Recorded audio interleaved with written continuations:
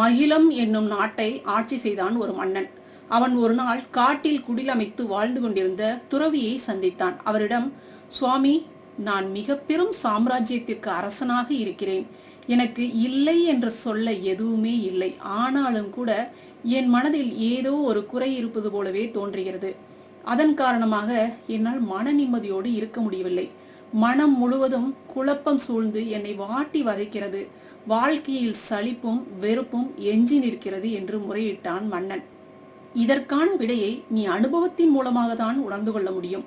நான் சொல்லும் அறிவுரை எதுவும் உனக்கான தெளிவை தராது. எனவே நீ 99 ஆட்டத்தை யாரிடமாவது பரிசோதனை செய்து பார் என்று கூறினார் துறவி. 99 ஆட்டம் என்றால் என்ன என்று தெரியாமல் மேலும் குழப்பமடைந்த மன்னன் அதற்கான விளக்கத்தை கேட்டான். துறவி மன்னனுக்கு தெளிவுபடுத்த தொடங்கினார். யாருடைய வீட்டின் வாசலிலாவது 99 பொற்காசுகளை ஒரு பையில் போட்டு வைத்துவிடு. ஆனால் அதன் மேல் உங்களுக்கான பரிசு இந்த 100 பொற்காசுகள் என்று எழுதி வைத்துவிடு. அதன் பின் நடப்பதை நீ வேடிக்கை மட்டும் பார்த்தால் போதும். உன் மனக்குழப்பத்திற்கும் வாழ்க்கையில் உள்ள சலிப்பு மற்றும் வெறுப்புக்குமான காரணம் உனக்கு புரிந்துவிடும் என்றார் துறவி. இதையடுத்து துறவியிடம் ஆசி பெற்றுக் கொண்ட மன்னன் அரண்மனை திரும்பினான். பின்னர் யாருடைய வீட்டின் முன்பாக அந்த பொற்காசுகளை வைப்பது என்று யோசித்தான். அப்போது அவனுக்கு தன்னுடைய அரண்மனை வாயில் காப்பாளன் நினைவுக்கு வந்தான். அவனது குடும்பம் பெரியது. அதனால் கொஞ்சம் வறுமையில்தான் இருக்கிறான். அவனுக்கு அந்த பொற்காசுகள் பயன்படட்டுமே என்பதற்காக அவனுடைய வீட்டின் முன் பொற்காசுகளை வைக்க முடிவெடுத்தான். துறவி சொன்னது போலவே ஒரு பையின் மேல் இந்த 100 பொற்காசுகள் உங்களுக்கான பரிசு என்று எழுதி அதற்குள் 99 பொற்காசுகளை மட்டும் போட்டு குறிப்பிட்ட அந்த சேவகனின் வீட்டு முன்பாக வைத்துவிட்டான் மன்னன்.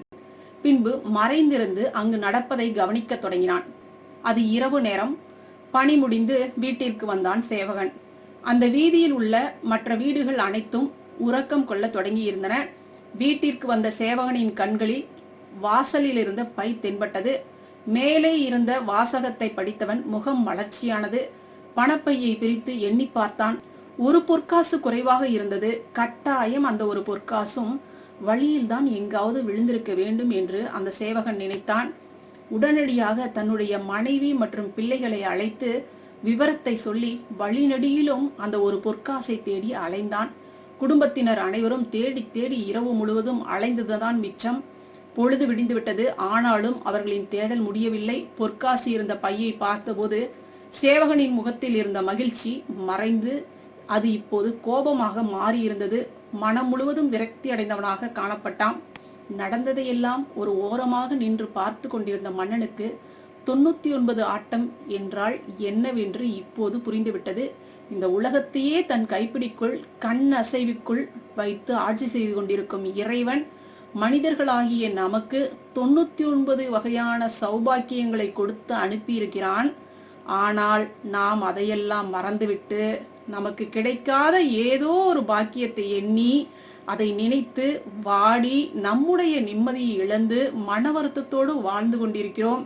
அந்த ஒரு பாக்கியத்திற்காக வாழ்நாள் முழுவதும் ஏங்கி தவித்துக் கொண்டிருக்கிறோம். இந்த உண்மை புரிந்த மறுநொடியே மன்னனின் மனதில் இருந்த குழப்பம் நீங்கியது. வாழ்க்கையில் இருந்த சலிப்பும் வெறுப்பும் அகன்றது. அவன் தன்னிடம் உள்ள சௌபாக்கியங்களை மட்டுமே நினைத்து பூரித்து போனான். இந்த கதையில வரக்கூடிய இந்த வாயிற்காப்பாளன் மாதிரிதாங்க நம்மளும் அல்லாடிக்கிட்டு இருக்கிறோம். கிடைச்சதை நினைச்சு மகிழ்ச்சி கொள்ளாம கிடைக்காத ஏதோ ஒரு சின்ன விஷயத்துக்காக மனம் வருத்தப்பட்டு நிம்மதி இழந்து கவலையில ஆழ்ந்துகிட்டு இருக்கிறோம். நல்லா சிந்திச்சு பாருங்க. எதுக்காக நீங்க மன வருத்தப்படுறீங்க அப்படின்னு நல்லா சிந்திச்சு பார்த்தீங்க அப்படின்னா அந்த விஷயம் பார்த்தீங்கன்னா ஒண்ணுக்குமே பிரயோஜனம் இல்லாத விஷயமா தான் இருக்கும். யாராவது ஒருத்தர் ஒரு விஷயத்த சொல்லியிருப்பாங்க. இல்லை ஏதோ ஒரு விஷயம் உங்களுக்கு நடக்காம போயிருக்கும். அது பக்கத்து வீட்டுக்காரங்களுக்கு நடந்திருக்கும், உங்க சொந்தக்காரங்களுக்கு நடந்திருக்கும். அது நம்மளுக்கு நடக்கலையே அப்படின்னு சொல்லிட்டு உங்களுக்கு கவலையா இருக்கும். விட்டு தள்ளுங்க. உங்களுக்கு கிடைச்சதே பெரிய பொக்கிஷம் தாங்க. நீங்க இப்ப அனுபவிச்சுட்டு இருக்கிற விஷயங்களே பெரிய பொக்கிஷம் தாங்க. கடவுள் படைப்புகள்லயே மனித படைப்பு அப்படிங்கிறது தாங்க மாபெரும் மகத்தான விஷயம். இன்னும் மனுஷனா பிறக்காம தாவரங்களா, விலங்குகளா, பறவைகளாக இன்னும் எத்தனையோ உயிரினங்கள் அடுத்து மனித பிறப்புக்காக காத்திருக்குங்க. இறைவனுக்கு அதீதமா பிடிச்சு போய்தாங்க இந்த மனித பிறப்பை படைச்சிருக்கான். நம்ம வாழ்க்கையில இது வரைக்கும் கடந்து வந்த விஷயங்களை, கடந்து வந்த நினைவுகளை எல்லாம் நீங்க பாத்தீங்க அப்படின்னா எண்ணற்ற மகிழ்ச்சியான தருணங்கள் இருக்கும், நல்ல நிகழ்வுகள் அதிகமாக இருக்குங்க. கண்டிப்பா கஷ்ட காலங்கள் அப்படிங்கிறது கம்மியா தாங்க இருந்திருக்கும். ஒரு சின்ன விஷயம்தான் உங்களைய கஷ்டப்படுத்திக்கிட்டே வந்துட்டு இருக்கோம். ஆனா நிறைய மகிழ்ச்சியான தருணங்கள் கண்டிப்பா உங்க குடும்பத்துல இருக்கும், நடந்திருக்கும். ஒரு குழந்தைகளோட, உங்க கணவரோட, உறவுகளோட எத்தனையோ விஷயங்கள், மகிழ்ச்சியான தருணங்கள் இருக்கும்.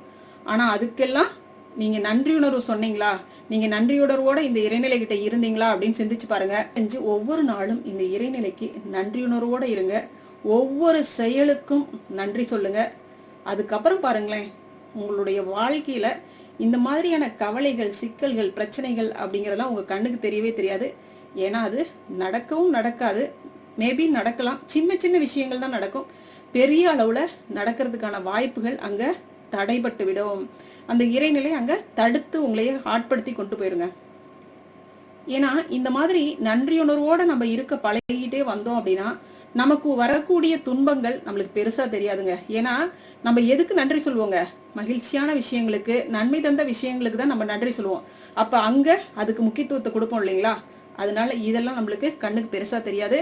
துன்பங்கள் இல்லாம வாழ்க்கை இல்லைங்க. ஆனா அதை பெருசா மனசுல நினைச்சுக்கிட்டு வருத்தப்பட்டு உங்களுடைய வாழ்க்கையை வீணடிச்சிடாதீங்க. அதெல்லாம் கடந்து போயிருங்க. இதுவும் கடந்து போகும் அப்படின்னு நம்மளுடைய வாழ்க்கையை அப்படியே அடுத்தடுத்து கொண்டு போக வேண்டியதுதாங்க.